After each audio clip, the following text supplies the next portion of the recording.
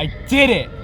I'm like overwhelmed with feeling right now, but I have some exciting news to share with you guys. I did what every millennial, free-spirited, entrepreneur, creative, wannabe YouTuber would want to do. I quit my job. How did I get here?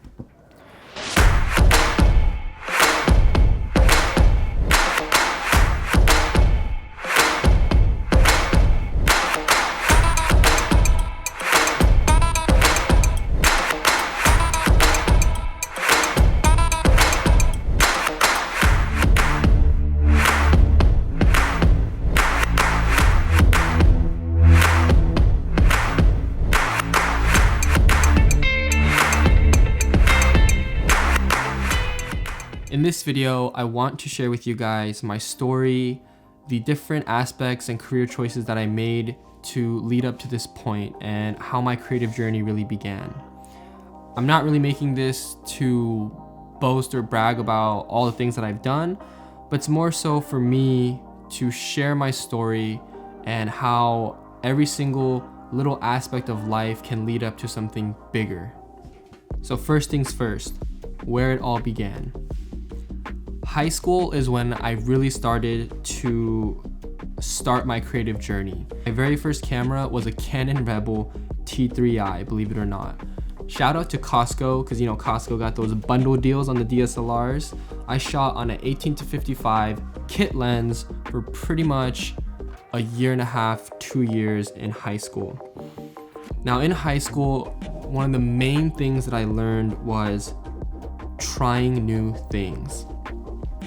I learned how important it was to not get caught up on only trying to make money with photography. I didn't even know that you could make money with a creative passion at the time. When I was in high school, I was trying to maybe become a pharmacist or an optometrist or something in the medical field down the line, which didn't work out, which I'll explain a little bit later. But I tried anything and everything. When I first got my Canon Rebel DSLR, I was so amazed at what a photograph can do. The fact that it can freeze a moment in time and create a memory that you can look back on was so priceless to me. Now I shot food, landscape, cars, people. I just shot everything because I thought taking photographs was just so cool. Keep in mind, I wasn't getting paid for any of this at the time. It was strictly just a hobby that I picked up for fun.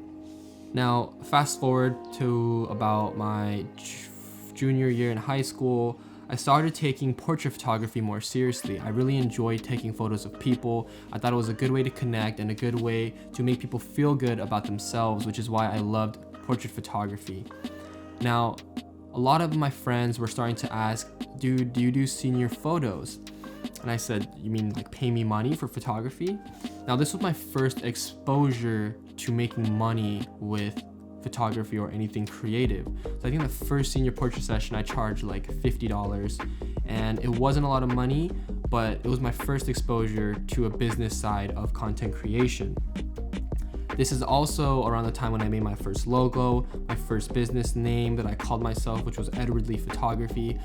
I was even featured in a little section of the yearbook my senior year talking about how I took photography and just my passion in portrait photography. Wow. Now the next phase, which is gonna be pretty much my first job, I was still in high school. I still like photography, but I got a job at Starbucks. Yes, Starbucks coffee. Quick confession, I hated it. However, that's besides the point. I learned the importance of attitude while working at Starbucks. I wasn't really passionate about my job of making coffee or being a barista. Is it baristo if you're baristo if you're a guy? I learned the importance of attitude and understanding that work is work and everyone is just trying to have a good day. So even though you aren't having a good day, it's not fair for you to make someone else's day worse because you're not happy with where you are at. So I really learned the attitude aspect while working this job at Starbucks. Now, creatively, during this time while working at Starbucks, I had my first event gig in photography. I think I was like 17. I charged like $300 for probably about 25 hours of work. It was not worth it at all. But it was my first portfolio piece for event photography, which led to more opportunities in the future. I was still doing portrait photography, but I would say it didn't really pick up at all, and I wasn't aware that I could still make content creation a full-time job or maybe even make money from it. It was not even in my realm of thinking, which leads me to the next job that I had. Now, since Starbucks just really wasn't for me, I didn't really like it, it was only a matter of time until I left that job in a few months and I actually got a job at Zumiez. Zumiez is like a skate clothing shop for the younger generation, and believe it or not, it was actually one of my favorite jobs ever. At Zumiez, one of the core principles that I learned was getting uncomfortable and the importance of it. Working at Zumiez really forced me to be like obnoxious, outgoing, and just talkative to the most random and strangest people that I've come across. Now, academically speaking, at this time, I was still in high school. I think I was 17 or 18, but I was in a program known as Running Start, which is pretty much college and high school. So I tried to go on the fast track. Junior and senior year in high school, I pretty much went to college to get my associate's degree early on, which paid off tenfold. Now in this time, I thought I wanted to become an optometrist or a pharmacist, and I took my first human anatomy and physiology class. It did not go well. I pretty much almost failed that class because I realized I actually absolutely hate learning about the human body. And at that point in time, it was like the base level of getting into like any kind of medical class. And if that wasn't gonna work out for me, I quickly found out that I don't think the medical field was for me. Creatively speaking though, I was still just doing photography, but I got into a funk of wanting to explore the Pacific Northwest more. I actually changed my photography name or alias to Adventures with an E, and it soon became abbreviated to Adventures, which is just short for Adventures. I changed my logo and everything, and I was on this new high of just wanting to go out and explore the Pacific Northwest. At a time, Instagram, there's a lot of Instagrammers who were creating this type of content that made people feel small in this vast, beautiful area that we lived in the PNW.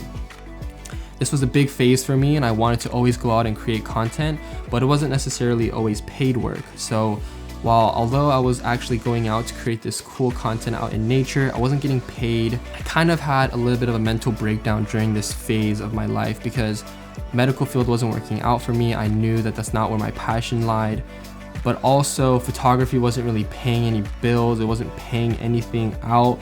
I was just passionate about it. And I just kind of had a mental breakdown, and I essentially just stopped photography for a little bit because I needed to figure something out. I was actually so dramatic. I had like photos laid out on the wall, and then one day I was like, I'm not gonna do any of this. And I took my photos, threw it into a shoebox, and I chucked it under my bed, and that was the end of photography for the next 6 months for me. But I needed to make more money, which brings me to my next phase.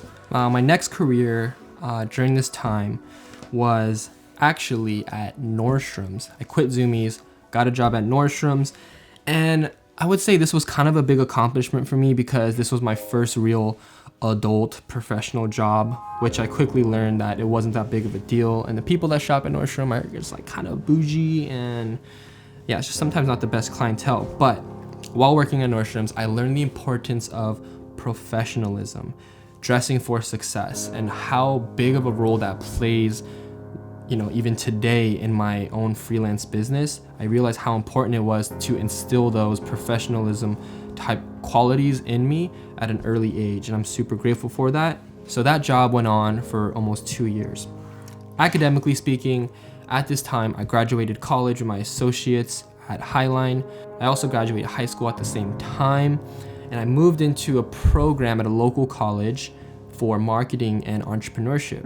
Side note, I literally never applied to a single university or prestigious college. When all my friends in high school were applying to UCLA, UW, all these prestigious universities that cost a lot of money, I'd never even filled out a letter or an application. I don't even know how to this day. I didn't want to get into student loans, and I took the fast route, and I went into essentially a community college that offered a 4-year degree. Huge plus for me. I'm so glad that I did that. Creatively speaking, I started dabbling into videography. Now, a common question that I get asked is, did you go to school for video, or did you ever take a class for photo or film? No, I literally never went to film school, never took a film class, and never took a photography class. Everything that I know now, I learned from the web and YouTube videos. When I didn't know how to do something, YouTube was my best friend. That was the only way that I knew how to search things and learn things. And I'm a huge advocate of you don't have to go to film school if you want to make good content. I think there's a lot of things that you can learn from film school, technical aspects that really do help you if you're trying to become a filmmaker or a director or a DP. But I will say that YouTube has so many resources to learn how to become a videographer, and I'm one of those people that learned from online and self-taught. Now, I still wasn't getting a paid gig. I was making a decent amount of money working at Nordstrom selling shoes, but creatively I was a little bit stifled. I kind of wanted to get into video, was ending my photography career a little bit. It was around the 2-year mark where I was like, I need to change. Something needs to change. Now this is where the story gets a little bit serious. This was my real first taste at what life has in store for you, and sometimes there's ups and sometimes there's downs. I quit my job at Nordstrom because I needed to find myself, and I quickly hit a new low in life. During this time in life, I was going through some hardship, and I was slowly drifting away from my passion, family, and childhood friends. I didn't have much money saved up, still needed to pay for my college tuition to get my degree, which I wasn't even sure if it was gonna pay off in the long run. And I wanted to do something creative as a job, but was desperate and willing to take almost any opportunity that came my way. Fun fact, at the time, I thought my dream job, I thought how cool would it be if a company hired me to manage their social media and do videography. It sounded so unrealistic, and I said that's my dream job. I was jobless, still going to college, and didn't really have any money saved up, and was in a creative block. I wasn't sure if content creation was for me. So I just kind of hit an all-time low, and I was trying to dig myself out of this hole. One day, I was on Craigslist looking for a job, and I saw an ad from Rhino Camera Gear, and they were looking for a customer service specialist. I knew that this wasn't what I wanted to do, but I knew that maybe working for a camera company might be a foot in the right direction on where I wanted to go in my career path. So I was hunting on Craigslist, found this job, applied, got an interview, went in. I showed them my resume, we had an interview. Long story short, I crushed it. As soon as I left the office after the interview, was feeling good, I thought I did well, I got a phone call. Kyle calls me, he tells me, Ed, we want to hire you. You got the job, but we think that you would be creatively stifled and you would die in customer service. So we're going to open a position for you, a new one, and you will be managing social media and creating content. So I hung up that phone and I just was mind blown because I thought that that was my dream job. I wanted to create content and manage social media for a company, and it finally happened at the lowest point in my life. I'm gonna go off on a little bit of a tangent, but I want to explain the importance of, or the idea of, success equals preparation meeting opportunity. Now, when I went into that job interview, pretty much I had a portfolio of content creation that I've created over the past basically 5 years of just photography, couple videos here and there, all of which were not really paid work. I just did it for fun, I did it for a hobby, but I never really got paid for a lot of my portfolio work at the time. I just built this portfolio off of photo shoots that I did with friends, video and vlogs that I did with other friends and other creatives. It wasn't anything extravagant, and I wasn't working with any big clients at the time. The next 2 years after I got that job at Rhino Camera Gear just went by so fast, which led up pretty much to present day. But instead of just giving you guys some B-roll on how all of that played out and what my life was like while working at this company, I actually created a short film or montage within this film, and the voiceover that you guys are about to listen to right now is actually the conversation that I had with Kyle when I put in my 2 weeks. I am putting in my 2 weeks. Are you really? Yeah. This is what it's all about, dude. Yeah. And it's not that what I do here isn't like fulfilling. It's more of the fact that like, not that I don't want to help Rhino, but I just know that me, like my entrepreneurial side of me is like, every year that goes by here, if I don't do something on my own and try it out, I'm going to think of like, what if? You have such little risk right now, especially given the knowledge and experience that you've had, to be able to say, I could do this, right? Like, you can go out and do whatever you want right now, and I will support you in whatever you do, like whatever connections, whatever, like for the manufacturing, or you just know, like, I'm behind you. Like, I would do whatever I need to do to help you succeed. I just have to create, see where it goes, and just like be fulfilled, and I think I'll find more of my path in the future. And I used to tell people like, go tunnel vision, like that's the only way you can go become successful. Like I always told my friends who like didn't have a passion, like, dude, just go tunnel vision on something. And then like before I knew it, I was like reflecting on my life, and I'm like, I'm not practicing what I preach. I'm not going tunnel vision. I'm like trying to start a clothing line. I'm working at Rhino. I'm like doing video. It's just like, you gotta focus. I just gotta focus. And then, you know what?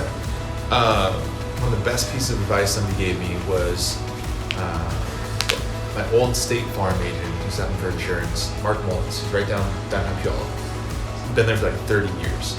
And when I was 18, he looked at me and said, Kyle, like, put your nose to the grindstone for 5 years, and then look up. Ed, put your nose to the grindstone for 5 years, not just a year. Like, you'll get somewhere really far in a year. Yeah. But do it for 5 years, and look up and call me. And be like, fuck, Kyle, look at this. And I'll be like, oh my God, isn't that amazing? You know? So I agree. Like, you gotta focus. That's why I've never done anything but Rhino. And I have a billion ideas. But I'm super blessed for this job, and I just want to thank you for supporting me, Kyle. And Thank you. I'm excited to create great things, and we're friends before work for sure. Glad I could be helpful. Thanks, Kyle. Love you, bro. Really? Stoked. I'm stoked for you. Thank you for understanding. I learned a lot in this company. I learned and I attribute a lot of my personal growth as of late and as of the past 2 years is all because of the opportunities that I had at Rhino and the amazing people that I was able to meet through this company. I was able to meet amazing, talented, creative influencers, brands, businesses, entrepreneurs. It really put me on the fast track for success, and I'm ever so grateful for everything that I have accumulated and all the experience while at this company. At Rhino, I learned the importance of timing and opportunity. During this time at Rhino is also when I established myself as Edward Lee Films.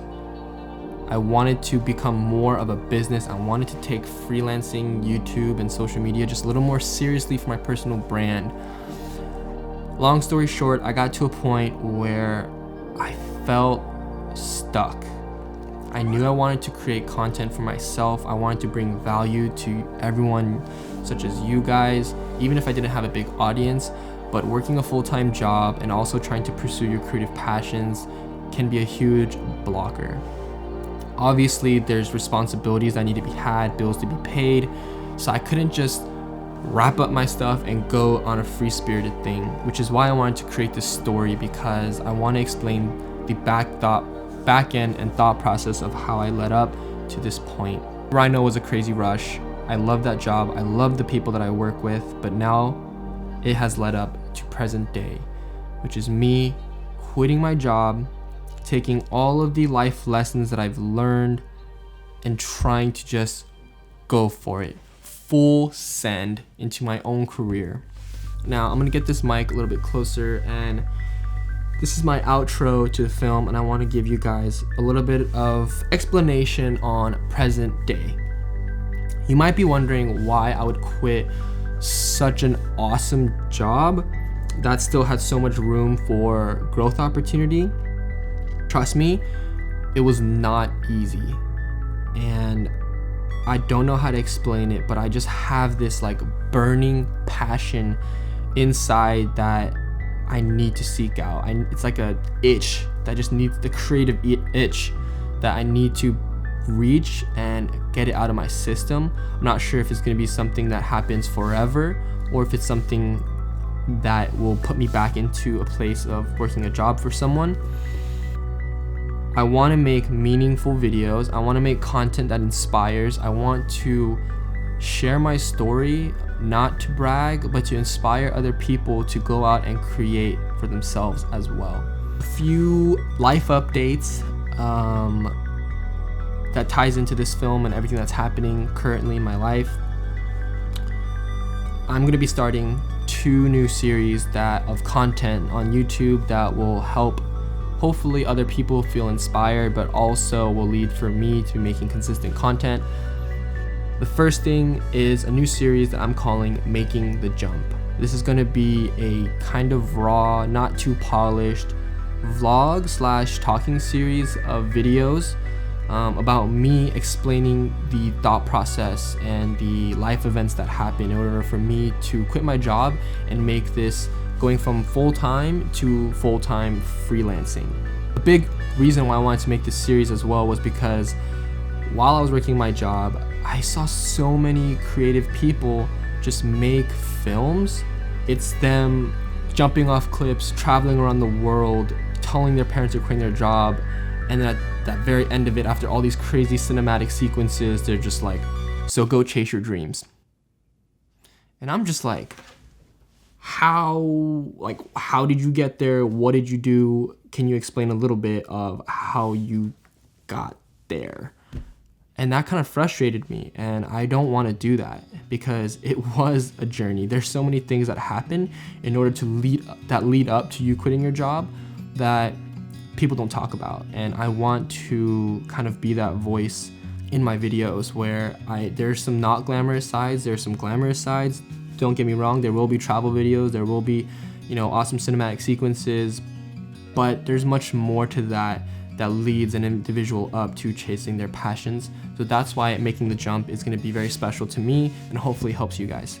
Now, the second thing that I'm going to be announcing that I want to share that I'll be creating is a new video podcast, but it's going to be a hub where I talk with creatives, all types of creatives. Obviously, probably might be catered around content creatives just because I'm in this space, but it's going to be just an archive of videos where you can come and watch and listen of conversations that I have with fellow entrepreneurs, freelancers, full-time employees of other companies, just a place to gain inspiration. It's going to be called Mid-Convo, short for middle of the conversation, because I truly think that I've met so many people in my life where a lot of these conversations happen, and in the middle of the conversation, I think to myself, wow, that could have really helped me a couple months back. That could have really helped someone else. So the nuggets come in the middle of the conversation normally, hence the name Mid-Convo.